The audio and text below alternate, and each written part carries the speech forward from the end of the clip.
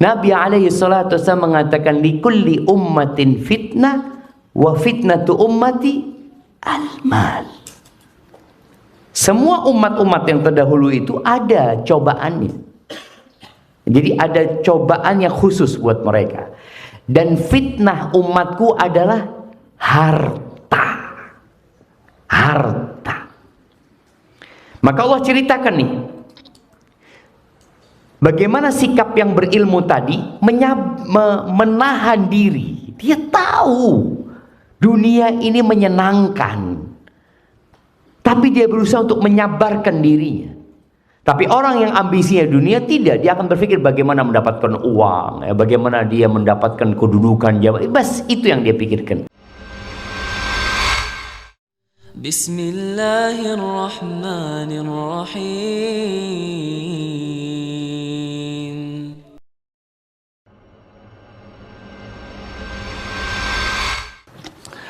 Jamaah rahimakumullah. Sebuah nikmat yang agung, sebuah nikmat yang besar sekali, yang banyak di antara kita kurang mensyukurinya, adalah nikmat sehat. Yang sampai kata Nabi SAW, ni'matani maghbunun fihima kathirun minan nas. Ada dua nikmat yang kebanyakan manusia lalai untuk mensyukurinya.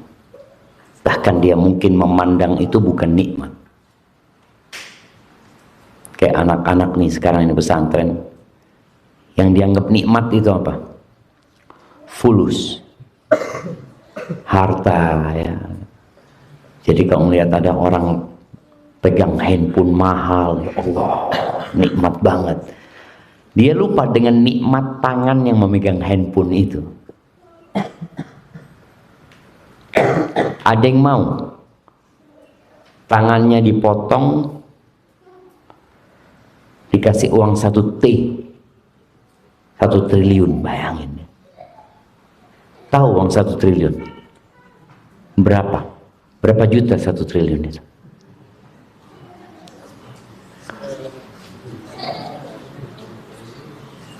Berapa? Nah, berapa?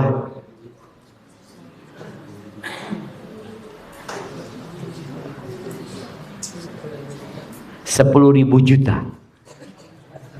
10.000 juta mah 10 miliar. Hah? 1 T itu 1.000 miliar. 1.000 miliar. Mau tangannya dipotong tapi dapat 1 T. Apa gunanya? Itu yang kadang-kala kita lupa untuk mensyukuri. Dan kelak ketika hari kiamat, Allah mengatakan la tus'alunna yauma idzin 'anil na'im. Di antara pertanyaan yang akan ditanyakan adalah alam nusahhi badanak. Bukankah kami telah memberimu badan yang sehat? Pakai buat apa? Dan yang kedua, waktu luang. Ini bapak-bapak, ibu-ibu bisa datang kajian karena punya waktu luang. Dan sebenarnya orang bekerja itu berapa jam sih? Berapa jam? 8 jam lah. Ya, kalau kita lihat aturan itu 8 jam waktu bekerja. Masih ada 16 jam. Dan 8 jam waktu bekerja itu pun nggak semuanya full aktivitas. Kadang-kala nganggur juga. Kerjaan satpam itu apa? Ini diem aja. Ngangkat-ngangkat satpam. Enggak lah. Dia jagain doang. Berarti di pekerjaan dia pun Allah kasih waktu luang. Waktu dia tidak melakukan aktivitas karena hanya menunggu. Maka kita perlu mensyukuri nikmat yang Allah berikan. Kenapa? La in syakartum la azidannakum wa la in kafartum inna adzabi lasyadid. Kemudian yang ketiga, nikmat yang kadangkala kita lupakan adalah nikmat dapat menuntut ilmu.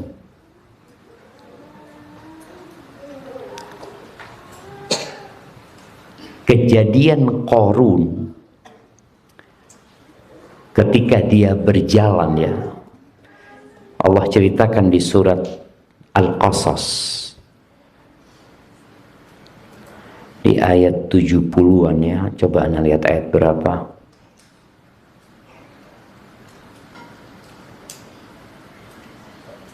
Ayat 80. Di ayat 80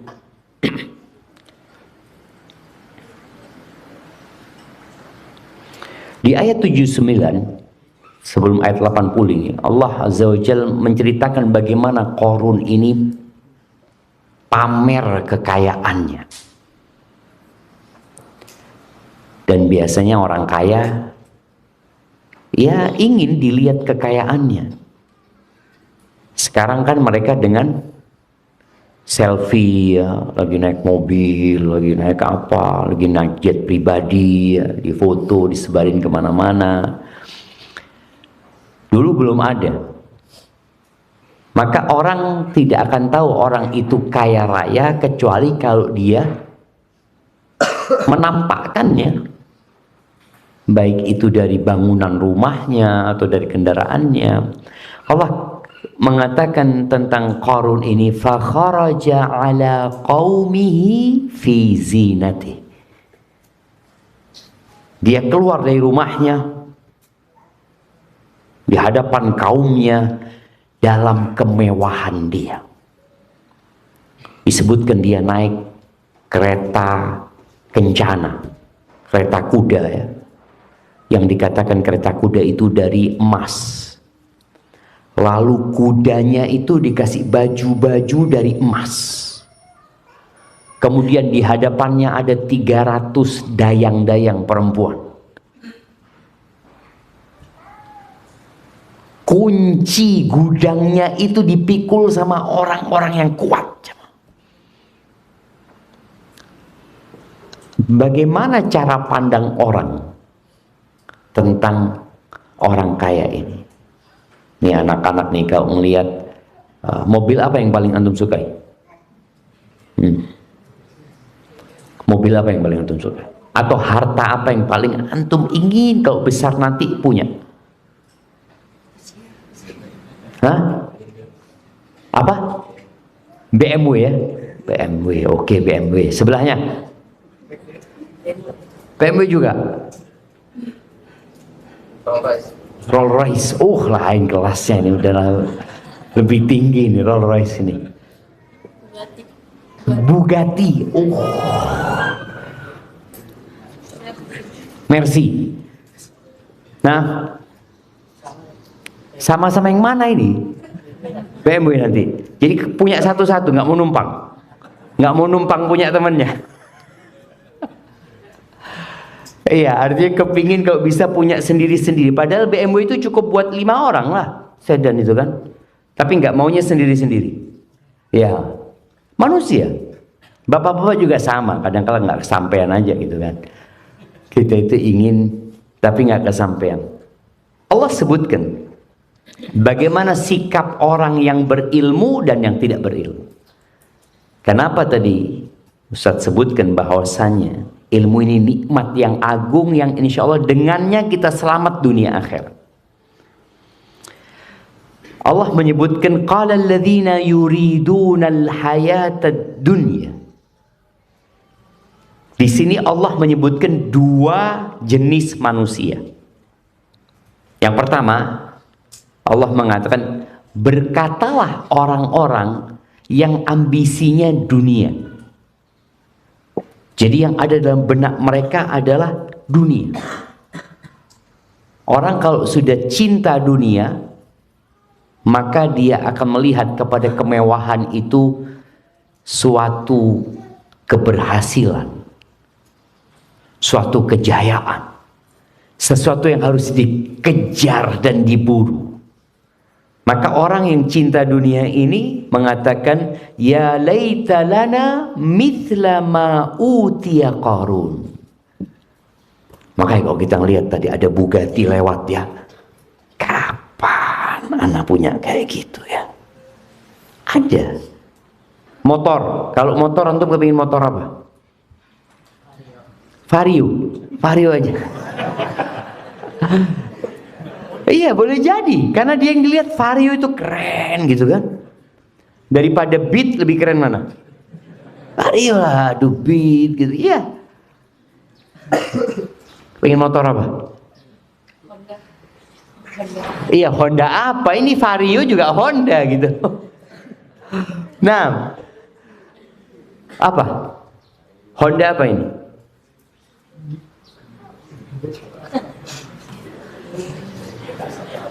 Bingung. Honda yang besar, yang kecil. Ada Scoopy. Bismillah. Iya tadi nih, anak-anak nih, Masya Allah. Dia taunya motor adalah Honda, Vario, bagus-bagus, sudah gitu kan. Dia nggak ngelihat tentang motor-motor yang bagus-bagus ya. Orang yang cinta dunia ketika melihat tadi ada motor yang bagus ya. Apa motor yang bagus sih? Harley. Apa? Ducati. Ada Bugatti, ada Ducati. Ini kakak adik. Iya, ketika orang lihat motor-motor yang mewah, dia kepingin kapan ya pas di lampu merah umpamanya melihat motor-motor lagi datang. Allah, kapan punya kayak gitu. Kaumnya Nabi Musa ini ketika melihat Qarun seperti itu yang ingin dunia, maka ucapan mereka, andai kata kita mendapatkan apa yang diberikan kepada Qarun, innahu ladzu hazzin azim, dia memang orang yang beruntung. Kita memandang bahwasanya kekayaan, kemewahan itu keberuntungan. Dan sekarang melihat kekayaan orang itu nggak perlu ke jalan. Ada handphone sekarang. Ini kalau kita bicara pendidikan di masa yang penuh dengan fitnah ini berat. Tapi memang tadi orang mau lihat jam-jam yang mahal tinggal lihat, mau lihat mobil-mobil yang mewah di sana dia bisa tonton seperti itu. Jadi ucapan orang yang ambisinya dunia itu keberuntungan. Qarun itu adalah orang yang sangat beruntung. Tapi kita lihat bagaimana pandangan orang yang berilmu. Di ayat 80 Allah katakan wa qala alladziina utul ilma, maka berkatalah orang-orang yang dikasih ilmu. Ilmu apa? Ilmu tentang hakikat kehidupan. Ilmu tentang kenapa manusia diciptakan. Ilmu tentang akhirat yang kekal dan abadi. Orang yang punya ilmu ini, apa pandangannya? Dia nggak tertipu dengan kekayaannya Qarun. Dia juga tidak heran dengan apa yang dimiliki oleh Qarun. Yang dia heran adalah kepada orang-orang nih yang nggak kaya ini, tapi ambisinya dunia. Apa kata mereka? Wailakum, celaka kalian. Thawabullahi khairun, celaka kalian, pahala Allah itu lebih baik. Artinya surga Allah itu lebih baik. Semua nikmat yang Allah berkaitan yang mengantarkan ke surga itu lebih baik dari dunia dan isinya. Bayangin dia 2 rakaat sebelum subuh. Tadi sholat 2 rakaat sebelum subuh anak-anak, itu lebih baik dari Jakarta dan isinya. Lebih baik dari Indonesia dan isinya. Jadi kalau dikasih pilihan, nih anak-anak nih kasih pilihan, memiliki Indonesia dan isinya, artinya Indonesia milik antum aja. Semua penduduk Indonesia harus keluar karena jadi milik antum. Dengan 2 rakaat sebelum subuh, lebih baik mana? Lebih baik 2 rakaat sebelum subuh tadi. Dan Nabi alaihissalatu wasallam mengatakan rakaatul fajri khairun minad dunya wa ma fiha. Rakaat sebelum subuh itu lebih baik dari dunia dan isinya. Makanya orang yang berilmu menyampaikan ini. Celaka kalian.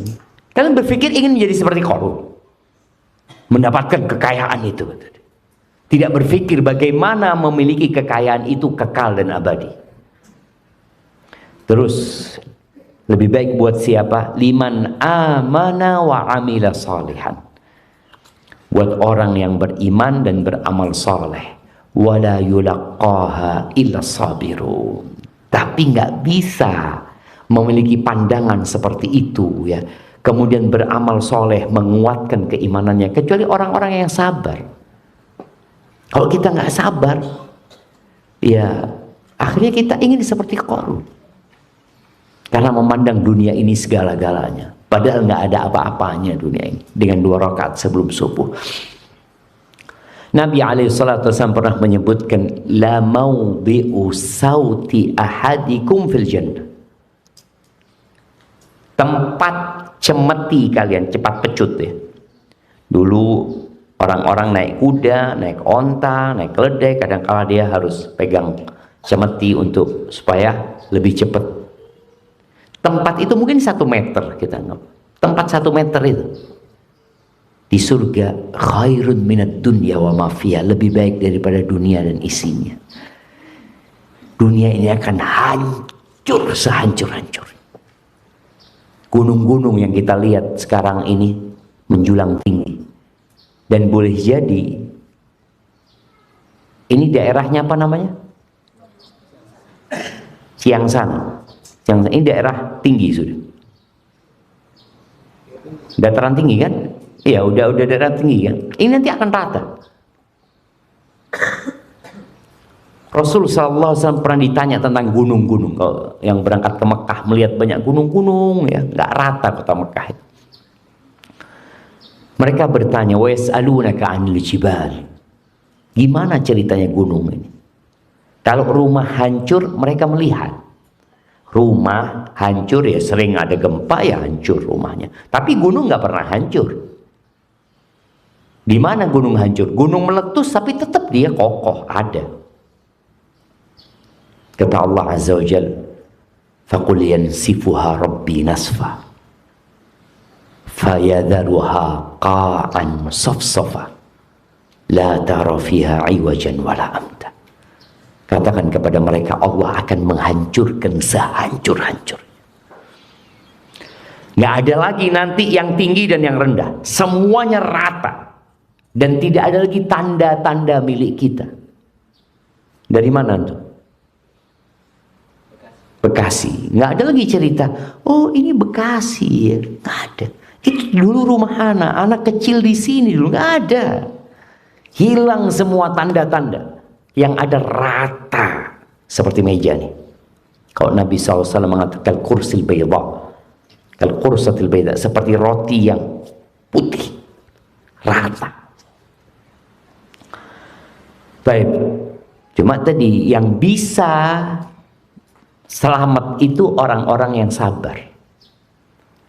Sabar itu ada 3. Sebutkan. Nah, sabar itu ada 3 macam. Nah, sebutkan. Sabar melawan hawa nafsu. Sabar berbuat kebaikan. Sabar dalam musibah. Sabar dalam musibah, masya Allah. Tabarakallah. Anak kasih air ya. Karena nggak punya apa-apa, anak kasihkan air kepada beliau. Nah, iya, sabar meninggalkan larangan ya. Tadi kalau bicara bahasanya menahan hawa nafsu, karena biasanya yang dilarang-larang itu dimaui oleh nafsu kita. Nggak boleh ini, tapi hati udah seneng sana. Makanya bapak-bapak nih kalau ngomong sama istrinya, istriku, aku cinta sama kamu, katakan. Aku minta satu hal. Semua lemari di rumah ini boleh kau buka, kecuali yang itu ya. Jangan kamu buka. Kira-kira apa yang dilakukan sama istri? Dibuka. Dibuka. Padahal tulisannya cuma ketika dibuka, kamu buka kan? Iya. Cuma itu tulisan. Tapi tadi dikatakan tadi menahan hawa nafsu. Jadi kita punya keinginan yang dilarang itu mesti membuat kita penasaran. Kenapa kok nggak boleh? Sebagaimana Nabi Adam alaihissalam.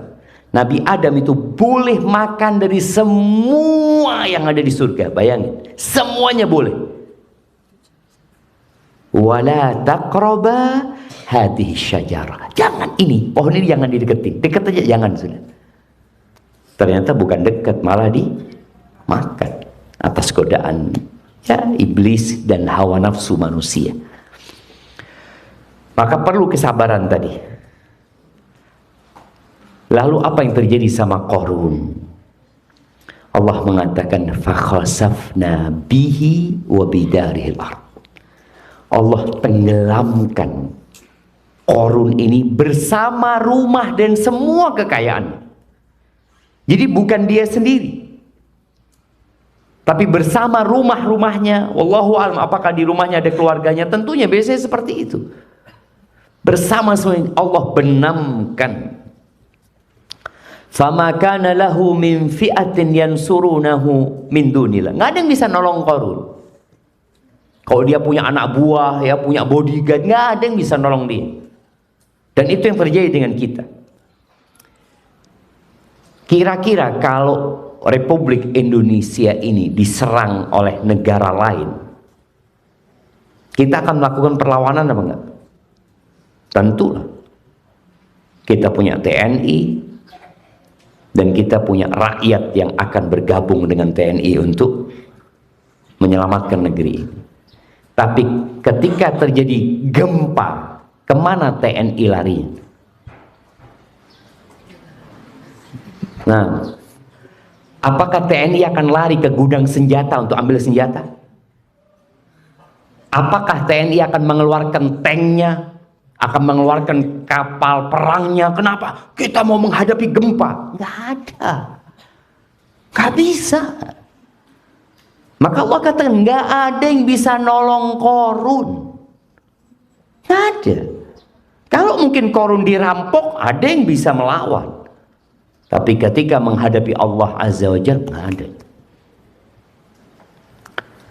Lalu kata Allah Azza wa Jalla, wa ma kana minal muntasirin, dan dia tidak masuk orang-orang yang tertolong juga. Bagaimana sikap orang-orang yang ingin dunia? Ingat, anak menyampaikan ini karena anak-anak nih akan lulus ya dari sekolah. Orang tua juga akan melihat anak-anaknya lulus dari sekolah. Ambisi kita cuma dua, ada yang ambisi dunia, ada yang ambisinya akhirat. Dan kalau antum jadi ustadz, kira-kira antum masih suka sama fulus apa enggak? Nah, mau jadi apa kalau ustadz? Jadi ustadz insya Allah. Jadi pembisnis, kenapa? Cari fulus kan? Iya kan, cari fulus. Nah, mana lagi yang ustadz mau tanya? Nah, yang pakai kacamata, kalau besar mau jadi apa? Oh, jadi ustadz. Kira-kira kalau jadi ustadz nanti masih suka sama fulus? Masih kan? Ah, betul, masih suka. Jadi Nabi alaihi salatu wasallam mengatakan likulli ummatin fitnah wa fitnatu ummati al-mal. Semua umat-umat yang terdahulu itu ada cobaannya. Jadi ada cobaan yang khusus buat mereka. Dan fitnah umatku adalah harta. Harta. Maka Allah ceritakan nih, bagaimana sikap yang berilmu tadi menahan diri. Dia tahu dunia ini menyenangkan, tapi dia berusaha untuk menyabarkan dirinya. Tapi orang yang ambisinya dunia tidak, dia akan berpikir bagaimana mendapatkan uang, ya, bagaimana dia mendapatkan kedudukan jabatan. Bas itu yang dia pikirkan. Lalu Allah katakan wa asbahal ladzina tamannau makanahum bil ams. Bagaimana cerita dengan orang-orang yang kemarin berangan-angan ingin seperti Qarun. Ingin seperti Qarun. Jadi dianggap Qarun ini role model orang paling sukses sudah. Kalau di Indonesia banyaklah. Mungkin orang ingin menjadi seperti artis fulan. Enak ya artis fulan, duitnya banyak, ini tuh. Kapan aku seperti dia? Ini orang-orang yang menginginkan atau berangan-angan untuk menjadi seperti Qarun, yaqulun, baru mereka sadar, wa ka'anna Allah yabsutur rizqa liman yasha'u min ibadihi wa yaqdir. Iya ya, kata mereka, memang Allah itu membagi rizki sudah penuh dengan hikmah. Sebagian diluaskan rizkinya, sebagian ditakar rizkinya. Dan orang berpikir kalau miskin itu nggak dikasih karunia sama Allah. Manusia itu berpikir kalau dia ngelihat orang kaya, wah Allah ya, dikasih karunia banyak dia sama Allah. Ketika dia ngelihat dirinya, aku nggak dikasih apa-apa sama Allah.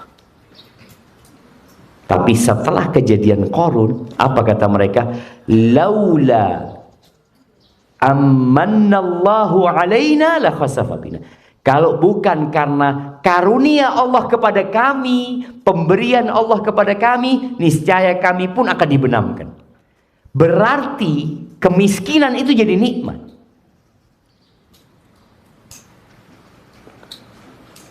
Mau miskin mau kaya, anak-anak kaya loh Ustaz. Emang ada yang cita-cita saya, cita-citanya menjadi orang miskin? Siapa angkat tangan? Nggak ada sebenarnya. Tapi yang harus dipahami bahwasanya kefakiran itu boleh jadi karunia Allah yang lebih baik daripada jadi orang kaya.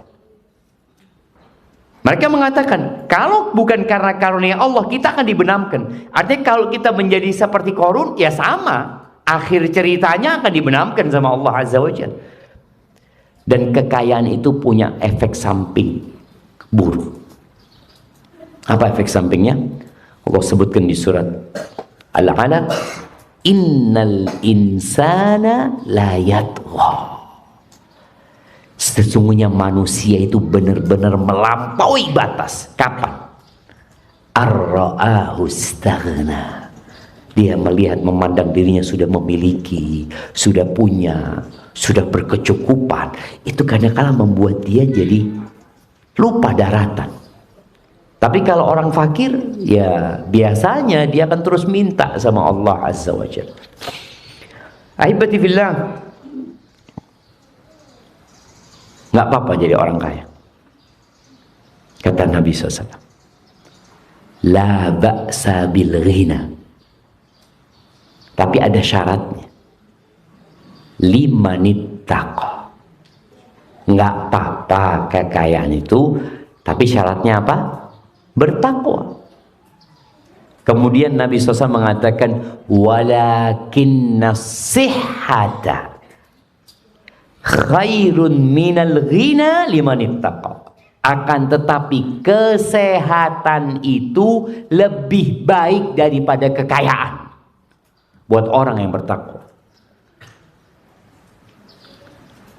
Betul apa enggak? Coba antum pikirkan. Orang ketika sakit, dia harus masuk rumah sakit. Dia harus bayar mahal. Kemudian pulang, ya tidak sembuh. Berapa banyak orang sekarang yang mengeluarkan uang ratusan juta tiap bulannya untuk mengobatin sakitnya. Jadi ada manusia ketika dia sehat cari duit, ketika sudah kaya, duitnya digunakan untuk mencari kesehatan. Jadi ada manusia ketika sehat cari apa? Cari fulus. Lupa dengan nikmat sehat tadi. Fulus. Ketika dia sudah dapat fulus, dia cari apa sekarang? Cari sehat. Itu banyak terjadi dengan orang-orang terkaya ya, yang kemudian sudah duitnya nggak bisa beli sehat. Beli obat bisa. Beli obat bisa, tapi beli sehat nggak bisa. Ahibati fillah, ya, di era yang penuh dengan fitnah ya. Rasul sallallahu alaihi wasallam mengatakan u'dud sittan baina yaday sa'ah. Kata beliau, hitunglah akan ada 7 perkara sebelum terjadinya kiamat. Yang pertama beliau katakan mauti, kematianku. Dan Nabi SAW sudah meninggal dunia Berapa tahun yang lalu? Berapa tahun yang lalu? Nah, tetangganya. Berapa tahun yang lalu Nabi SAW meninggal dunia?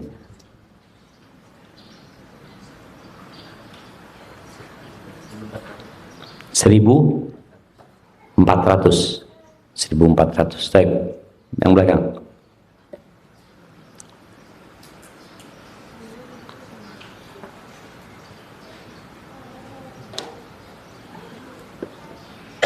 Tetangganya.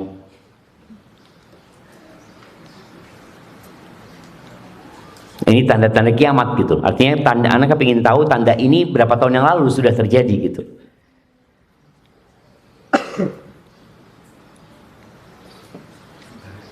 Nah, belakangnya.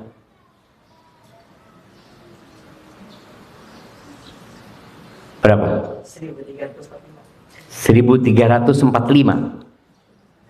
Hampir benar, tapi masih jauh. Gimana hampir benar tapi masih jauh gitu jemaah ya. Nah,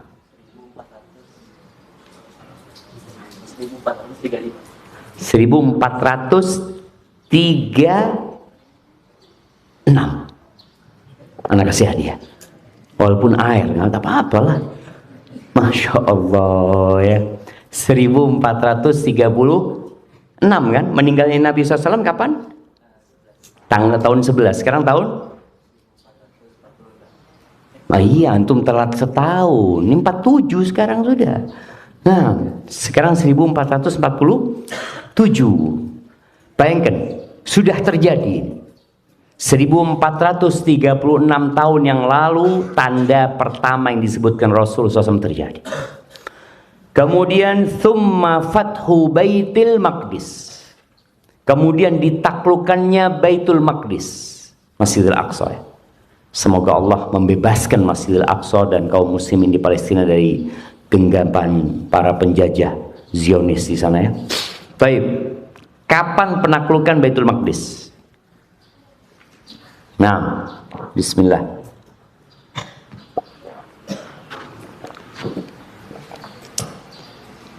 Nah, ayo santri-santri ini harus tahu sama sejarah.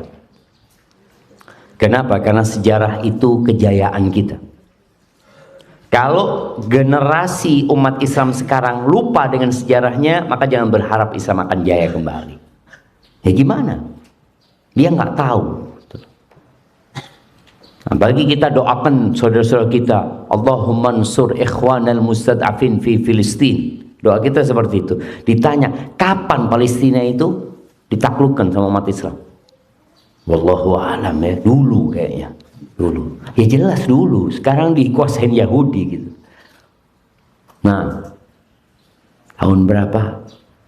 Umar bin Khattab itu datang dari kota Madinah menerima kunci Masjidil Aqsa. Dan itu tanda kiamat. Tahun berapa? 4 tahun setelah meninggalnya Rasulullah SAW. Berarti tahun berapa? 15. 11 Rasulullah SAW meninggal. Kemudian 4 tahun kemudian Baitul Maqdis ditaklukkan. Thumma mutan ya'khudhu fikum kaku'asil ghanam. Kemudian yang ketiga, akan ada wabah penyakit seperti wabah yang menimpa kambing. Di Indonesia ini ada wabah. Tapi di Indonesia ini terakhir itu yang banyak menimpa kambing itu ada namanya PMK. Penyakit mulut dan kaki. Jadi kambing itu nggak bisa berdiri ya, ini itu. Nanti akan ada penyakit yang terjadi yang membuat tuh kambing-kambing pada mati semuanya. Akan terjadi hal itu. Dan para ulama menyebutkan itu terjadi sudah. Kapan terjadinya? Terjadinya di Syam. Setelah Syam ditaklukkan, kemudian tadi tahun 15 Hijriah, Masjidil Aqsa di tangan umat Islam ya. Jadi Syam itu kota apa aja? Kalau bicara Syam. Nah, jangan tolak-tolak kemana-mana. Nanti ketika di padang mahsyar nggak bisa nolak-nolak gitu. Kalau ditanya itu, lihat kanan, amalan dia, kiri, amalan dia. Kalau sekarang masih kelihatan kanan ada sohib, bisa ditanya ini. Nah, Syam. Kalau bicara Syam, artinya kalau kita bicara negeri Syam itu mana gitu loh sekarang ini. Kalau kita bicara Nusantara, Nusantara itu mana aja? Indonesia, Malaysia, Brunei, Bekasi. Betul, Bekasi masuk Nusantara, jelas. Jelas masuk Nusantara. Iya. Tadi kita jadi tahu ketika bicara Nusantara, maka Nusantara itu Indonesia, Malaysia, mana lagi Singapura, kemudian Brunei Darussalam itu masuk wilayah Nusantara sebenarnya kalau kita bicara Nusantara. Nah, Syam ini mana? Palestina, betul. Kemudian Suria. Lalu Urdun. Nah, Urdun itu Jordan. Jadi kalau bahasa Arabnya Syam itu Al-Urdun. Filistin, Suria, Lubnan. Lubnan itu Libanon. Itu 4 negeri Syam. Yang disebut Syam itu 4 negeri tadi. Pada 3 tahun setelah ditaklukkannya Palestina, itu terjadi ta'un amwas, wabah penyakit jemaah. Yang katanya dimulai dari tikus ya. Itu kalau bahasa medisnya, nggak tahu bapak-bapak apa bahasa medis, Black Death mereka nyebutnya. Kematian, jadi orang jadi hitam kulitnya, itu mati. Dan banyak sahabat yang meninggal dunia. Itu 3 tahun setelah penaklukan Baitul Maqdis. Kemudian yang keempat, thumma istifadatul mal hatta yu'tar rajul mi'ata dinar fayadhallu sakhitan. Kemudian nanti ada masa di mana harta itu berlimpah ruah, banyak harta, sampai-sampai orang dikasih 100 dinar itu masih marah. Ada yang mengatakan itu sudah terjadi, ada yang mengatakan belum. Dikasih 100 dinar itu marah. 100 dinar itu sekarang hampir 1 miliar. Itu dikasih 1 miliar. Apa ini 100 dinar itu? Supaya Anda nggak ngomong 1 miliar ya, karena ini nanti angka ini akan berubah. Jadi mungkin antum nanti ketika sudah lulus 100 dinar tetap, tapi rupiahnya berbeda. 100 dinar itu 4,25 kali 100. Jadi 425 gram emas. Masya Allah, jazakallah khair.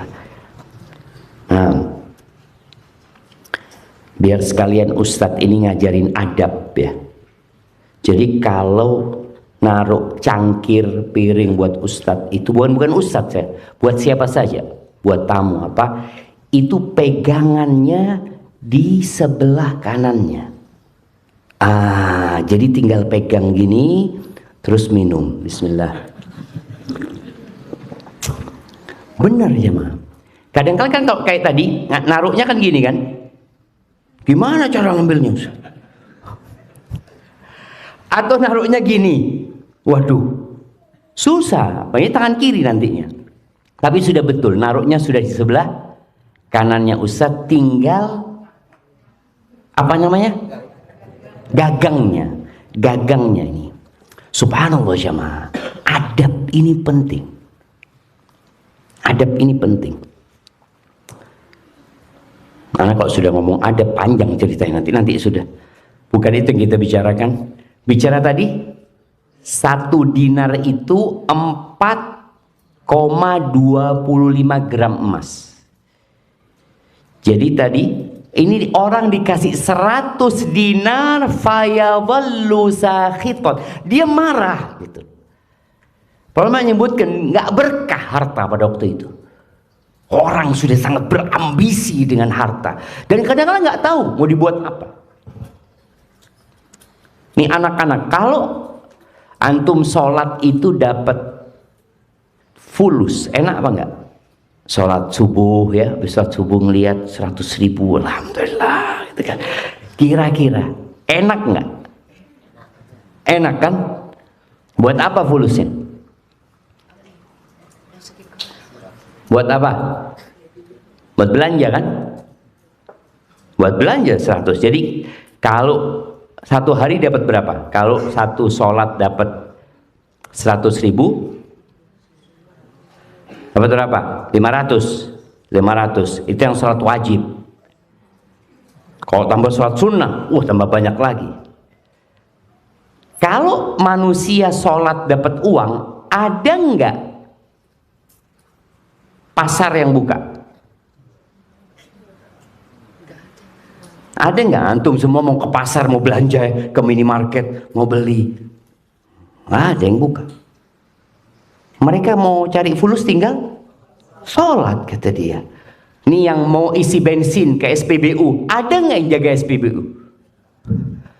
Datang fulus, itu dia, fulus sholat, fulus, tidak perlu kerja. Bayangin, kenapa Allah dijadikan pahalanya itu di dunia? Soalnya kalau orang ibadah dikasih fulus, tutup dunia ini. Tutup. Kira-kira ada nggak yang jadi presiden? Saya mau jadi presiden? Nggak ada, kata dia. Apa? Fulus, sholat. Kurang fulusnya, tambah sholat lagi gitu loh. Tapi buat apa fulusnya itu? Mati. Apakah akan ada petani yang masih menanam padi? Nggak ada petani, tinggal sholat. Allahu Akbar, fulus. Allahu Akbar, fulus. Nggak ada. Maka tadi Allah tidak jadikan pahalanya fulus. Kalau di surga itu nggak ada lagi orang kerja, nggak ada lagi. Makanya pahalanya Allah berikan di surga. Tinggal menikmatin. Hari ini kita perlu beramal. Maka tadi akan datang fitnah nanti. Orang dikasih 100 dinar marah dia. Apa cuma segini? Allahu Akbar. Dari banyaknya harta. Kemudian yang kelima, wa fitnah. Akan ada fitnah, la yabqa baitun minal arabi illa dakhalatu. Akan ada fitnah yang tidak ada satu rumah pun dari rumah orang Arab itu kecuali akan dimasuki olehnya, oleh fitnah ini. Ada yang menyebutkan fitnah itu peristiwa yang terjadi pada waktu perang Siffin ya, atau kemudian fitnah-fitnah yang telah berlalu. Sebagian ulama masa kini menyebutkan boleh jadi fitnah yang dimaksud Nabi SAW selain yang sudah berlalu, dan yang lebih dahsyat itu adalah fitnah internet. Nih kalau sekarang HP kita, bisa HP hidup tanpa internet? Bisa, Ustaz. Hidup doang gitu, nggak bisa buka apa-apa gitu. Iya, fitnah yang masuk ke setiap rumah. Bahkan boleh jadi fitnah di luar rumah sama di dalam rumah lebih dahsyat di dalam rumah. Ketika Uqbah ibn Amir, insyaallah Uqbah ibn Amir seorang sahabat, berkata kepada Nabi SAW, ya Rasulullah, man najah? Wahai Rasulullah, ajarkan kepada kami keselamatan itu apa? Dan ketika terjadi fitnah itu, banyak fitnah, bagaimana cara kita menyelamatkan diri kita? Kata Nabi SAW, wal yasa'ka baituka, amsik alaika lisanak wal yasa'ka baituka wabki ala khati'atika. 3 cara untuk menyelamatkan diri dari fitnah. Yang pertama, jaga lisan. Sekarang pun jaga lisan, jaga tulisannya. Karena orang nggak ngomong tapi nulis sekarang. Yang kedua, cukuplah kau dengan rumahmu. Jangan kemana-mana. Yang ketiga, tangisi dosa-dosamu. Bagaimana ketika fitnahnya itu masuk di rumah gitu. Masuk di rumah. Nih anak-anak bisa bayangin, anak-anak nggak hidup di masa Ustadz dulu hidup. Dulu orang kalau mau nonton film itu, yang punya TV di kampung itu cuma 1-2 orang. Dan TV-nya hitam putih. Jadi orang kampung itu nanti kalau mau nonton TV hari Ahad biasanya. Emak-emak ini ingat, dulu ada film yang biasa ditonton oleh orang-orang itu apa? Little Missy. Masih ingat ibu-ibu? Yang perbudakan itu ya? Nggak tahu, itu orang sepekan sekali. Sepekan itu nimbrung di rumahnya orang yang paling kaya. Hitam putih. Habis gitu selesai. Kapan ketemu lagi? Ahad depan. Atau orang nonton bioskop. Nonton bioskop butuh uang. Kemudian setelah itu hampir banyak TV di rumah. Tapi supaya anak-anak tahu nih, TV-nya itu TV RI. Jadi hanya satu channelnya dan tidak pakai remote. Sekarang kan orang sudah duduk, nggak ada. Besar perutnya, TV-nya itu punya perut di belakang tapi perutnya. Bukan perut, berarti punggungnya dia. Kemudian muncul bioskop ya, bioskop mungkin bareng sama TV udah. Kemudian ada video. Video apa yang pakai kaset itu hitam? Iya. Belum ada itu cerita. Kemudian ganti nanti jadi VCD. Apa? Laserdisc lagi itu. Nanti ganti VCD, terus ganti lagi DVD. Oh, itu lebih canggih lagi itu. Terus. Cuma semua itu fitnah itu masih ada putusnya. Setelah itu datang handphone ini. Orang bisa nonton 24 jam kali 30 hari. Dulu orang habis nonton bioskop ya udah pulang. Udah. Sekarang fitnah itu tidak. Di tangan fitnah itu. Ini kan tantangan orang tua sekarang. Masalahnya kalau orang tuanya terfitnah, kira-kira anaknya akan terfitnah enggak? Ya sama lah. Bapak kerjanya di pojokan, Ustaz, ketawa-ketawa sendiri, kata dia. Ketawa nanti nangis. Emak juga kadang-kala habis pegang handphone nangis. Kenapa mak? Kata dia. Ada berita duka? Bukan. Ini ceritanya. Cerita, nonton drama ini, drama itu ya. Fitnahnya seperti itu. Game. Nih anak-anak, dulu orang main game itu di mana bapak-bapak? Dingdong ya, yang masukin koin. Duitnya habis, game over, pulang sudah. Nggak ada. Mau lanjut nggak ada fulusnya. Masih pakai tenaga. Jadi masih ada yang gerak jemaah. Sekarang gamenya di tangan, online lagi, bisa main sama kawan yang ada di Amerika, sama dengan kawan yang ada di sampingnya. Semua terkoneksi. Maka ini anak-anak nih, kalau tidak sadar dengan fitnah yang ada, boleh jadi 20 tahun ke depan sudah rusak ginjalnya. Sudah nggak sehat tubuhnya. Karena tubuh ini di masa tumbuh dan kembang itu harus dilatih olahraga, jalan kaki. Sekarang anak-anak sudah nggak ada lagi jalan kaki, motor listrik. Apa? Sepeda listrik ya. Anak ngomong astagfirullah. Kira-kira 20 tahun ke depan anak-anak yang sekarang pakai sepeda listrik ini jadi apa nanti? Fisiknya kita bicarakan. Jadi apa kira-kira? Nggak ada dekat ya. Kita dulu, ini kita, oh iya dulu kan zamannya Ustadz, lain sekarang Ustadz. Sekolah Ustadz dulu, SMA itu, kita jalan 6 kilo jalan kaki. Pulang pergi 12 kilo. Nggak ada lah sepeda nggak punya, jalan kita. Pada waktu itu sama teman-teman. Terus kalau kita mau jalan-jalan ya, ke mall, ada di Jember dulu mall itu.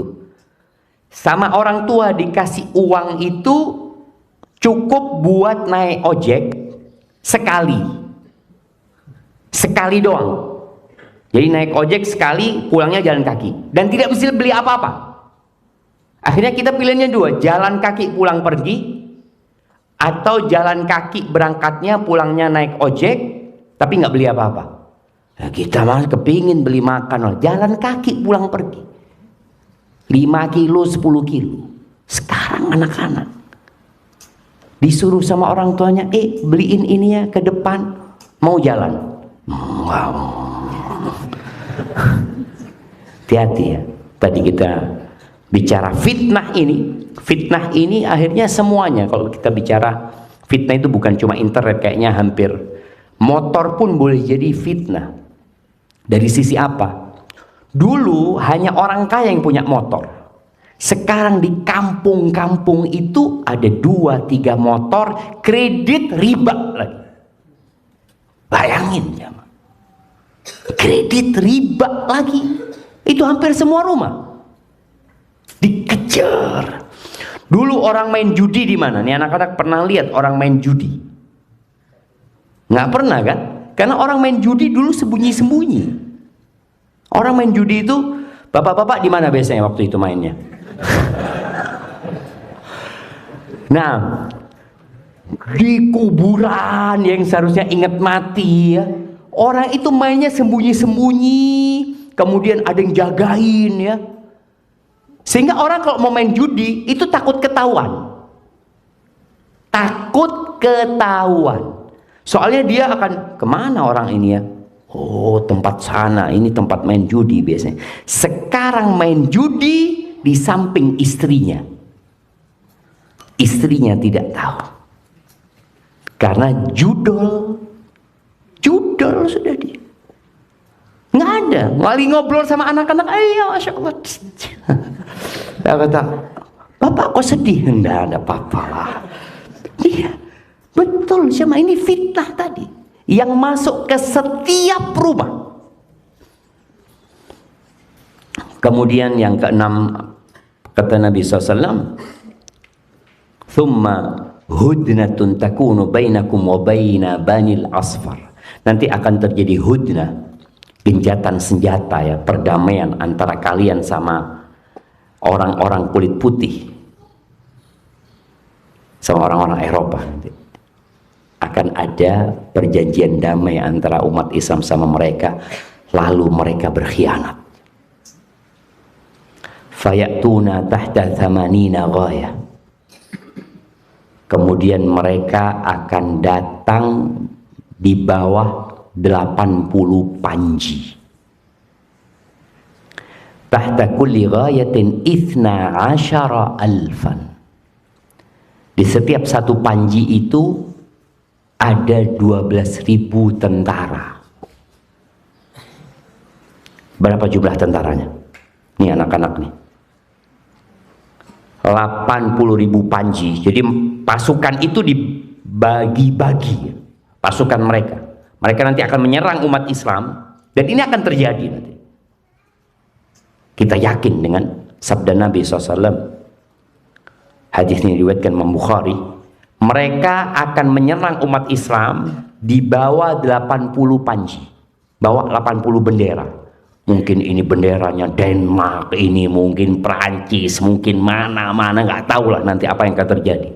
Yang jelas mungkin Amerika, itu akan terjadi. Mereka akan menyerang umat Islam. Padahal ada perjanjian damai. Tapi mereka berkhianat. Di setiap satu bendera itu ada 12.000 tentara. Pertanyaannya, berapa jumlah tentara itu?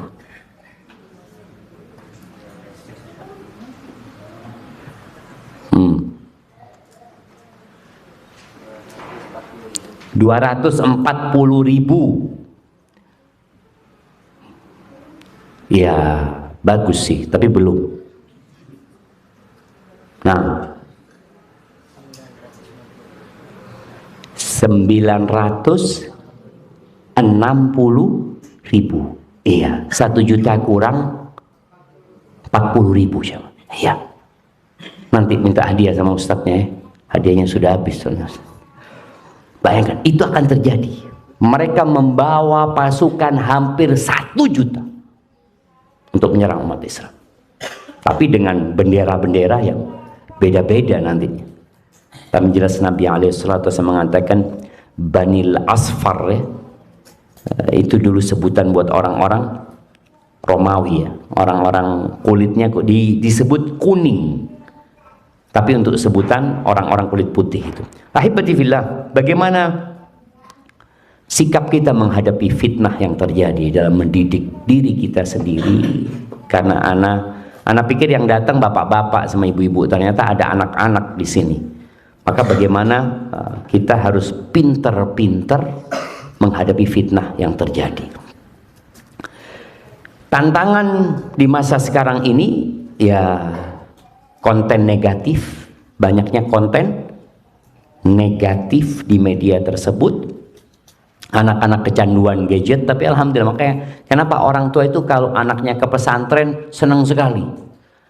Kalau pas liburan, nak kapan liburan nak? Tanggal sekian. Aduh ya, bakal ketemu HP lagi anak-anak ini. Ketika anaknya balik ke pesantren, bahagia nggak orang tua antum? Ibu-ibu seneng nggak kalau anaknya balik ke pesantren? Nah, seneng. Karena nggak ketemu sama fitnah ini. Alhamdulillah fitnah ini belum masuk pesantren. Karena belum balik fitnahnya itu. Jadi belum boleh masuk pesantren. Mungkin nanti ada pesantren-pesantren yang sudah membolehkan masuknya fitnah. Dan ya perlu kontrol dari orang tua, dari guru, dan kontrol dari diri kita sendiri. Orang tua harus sering duduk sama anaknya. Karena sejak ada media ini, hubungan sosial antara orang tua sama anak itu mulai agak jauh. Jadi semua punya kehidupan masing-masing. Orang tua punya kehidupan di alam. Kadang-kadang suami istri. Ya Allah jemaah ya. Tahun 2010 mungkin. 2010. Anak pulang dijemput sama kawan. Dijemput sama kawan, dia suami istri sama supirnya. Akhirnya anak duduk di depan. Anak pikir perjalanan ini akan penuh dengan obrolannya. Ternyata suami istri di belakang itu sedang pegang BlackBerry masing-masing. Jadi suami istri ini nggak ngobrol. Ngobrol sama orang mana nggak tahu. Jadi semua pegang BlackBerry. Tahu BlackBerry? Sebagian anak-anak lahir ketika BlackBerry sudah mati. Jadi nggak tahu ada BlackBerry. BlackBerry itu sebelum adanya Android ya, sebelum ada iOS ini, ya untuk WA yang lebih murah mungkin ya. Seperti jadi sibuk dengan teknologi ini. Maka orang tua harus mengontrol diri, kapan dia pakai dan kapan dia tidak pakai. Memang ada gaya hidup yang berubah sekarang ini, Syam. Karena ada ibu-ibu di sini. Sekarang standar suami yang ideal seperti apa menurut ibu-ibu? Yang kalau berangkat kerja sampai terkepat kerja dia WA, alhamdulillah udah sampai, ya mungkin dia foto. Jadi di tempat kerja pun sibuk dengan istrinya. Dulu nggak ada. Dulu orang tua kita nih, kalau keluar rumah ya udah nggak ketemu, nggak bisa dihubungi kecuali nanti sore pulang kerja. Jadi dari jam 7 keluar rumah itu kerja, baru ketemu nanti jam 4 dan tidak bisa dihubungi. Telepon mungkin hanya ada di rumah, itu orang-orang kaya juga yang punya telepon setelah ada telepon. Sebab telepon sama sekali. Sehingga ketika orang tua bapak itu sampai rumah, dia sudah sibuk dengan rumahnya, nggak ada urusan pekerjaan. Tapi sekarang enggak. Bapak sampai rumah tetap dihubungin sama kantor, urusan kerjaan. Kenapa? Karena ibu-ibu suaminya ada di kantor masih dihubungin urusan rumah. Jadi anak perhatikan, oh iya, ada yang berubah. Jadi kadang-kala umpamanya ibu-ibu WA suaminya, "Bang, gas di rumah habis." Suaminya lagi ngurusin pekerjaan di kantor. Akhirnya mau nggak mau dia harus beliin ini itu atau gimana. Tapi dulu nggak ada. Jadi sang ibu fokus di rumah, sang bapak fokus di tempat kerja. Ketika sampai rumah fokus dengan rumah. Sekarang bagaimana mengkondisikan seperti itu? Bapak-bapak, ibu-ibu ketika ada di rumah fokus dengan anak-anaknya. Handphone nggak ada masalah ketika memang harus ada yang dihubungin ya, tapi jangan sampai handphone itu yang mengontrol kita. Jadi kita yang harus mengontrol handphone tersebut dan perlu adanya waktu yang ditetapkan. Waktu ditetapkan itu anak pegang handphone, anak-anak umumnya pegang handphone maunya berapa jam kalau lagi liburan? Sehari berapa jam? 24 jam? Berapa jam? 2 jam cukup? Berapa jam? Kira-kira 5 jam. Insyaallah. Taib, 5 jam itu dapat apa dengan 5 jam pegang handphone kira-kira? Dapatnya kan orang itu ketika dia dikasih tanggung jawab, dia perlu ditanya, engkau bisa menghasilkan apa nih 5 jam dikasih sama orang tuanya handphone? Bisa menghasilkan apa dengan 5 jam pegang handphone? Tambah hafalan Qur'annya kira-kira? Nah, tambah ilmunya? Tambah apa enggak? Boleh jadi hafalan Qur'annya tambah habis, ilmunya tambah berkurang. Yang ada cuma hiburan. Dan hiburan itu nggak boleh lama-lama. Jadi kalau bicara hiburan nggak boleh lama-lama. Kenapa? Anda mau kasih tahu nih anak-anak nih. Orang-orang sukses itu, apakah mereka sibuk bermain HP? Enggak. Bill Gates, anak yang baca Bill Gates itu, dia itu baru ngasih anaknya handphone ketika umur 14 tahun. Bayangin, dia salah satu orang terkaya di dunia. Setelah anak pikir-pikir ya, anak ingat dengan ucapan Ibnul Qayyim rahimahullahu ta'ala, ulama abad ke-8 Hijriyah. Beliau mengatakan, ajma'atil uqala min kulli ummah. Semua orang yang berakal sehat, catat nih. Coba catat anak-anak. Ustaz kepingin antum catat. Ajma'at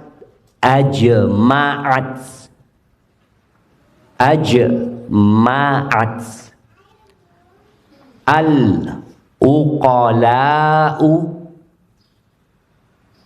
ajma'at al-uqala'u min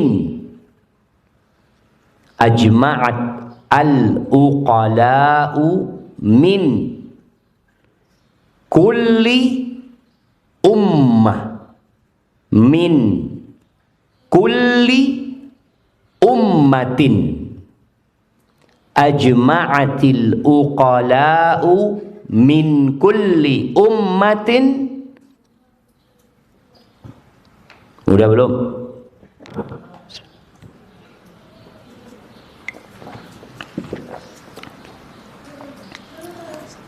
Udah? Anna An-na'ima, an-na'ima, an-na'ima, an-na'im, an-na'im dari nikmat ya, na'im. An-na'ima la yudraku, la yudraku, la yudraku, an-na'ima la yudraku bin na'imi, an-na'ima la yudraku bin na'imi. Waman, waman, waman athara, waman athara ar-rahata,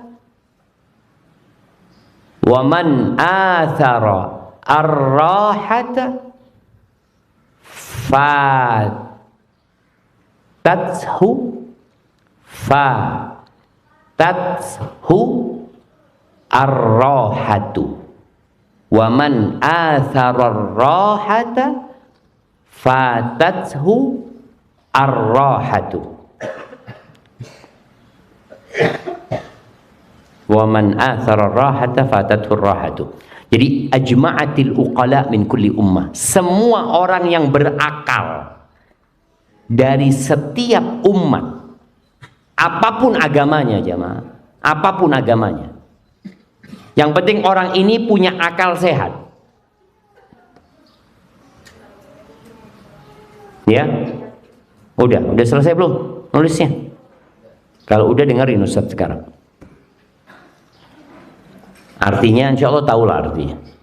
Setiap orang yang berakal sehat dari setiap umat itu bersepakat bahwa kenikmatan tidak bisa diraih dengan kenikmatan, bahwa kenyamanan itu tidak bisa diraih dengan kenyamanan, tapi diraih dengan perjuangan, dengan capek lelah. Dan barang siapa yang lebih mementingkan hiburan, lebih mementingkan istirahat, santai, nyaman ya ketika masih muda, maka dia akan kehilangan waktu istirahat yang sebenarnya. Barakallahu fiik.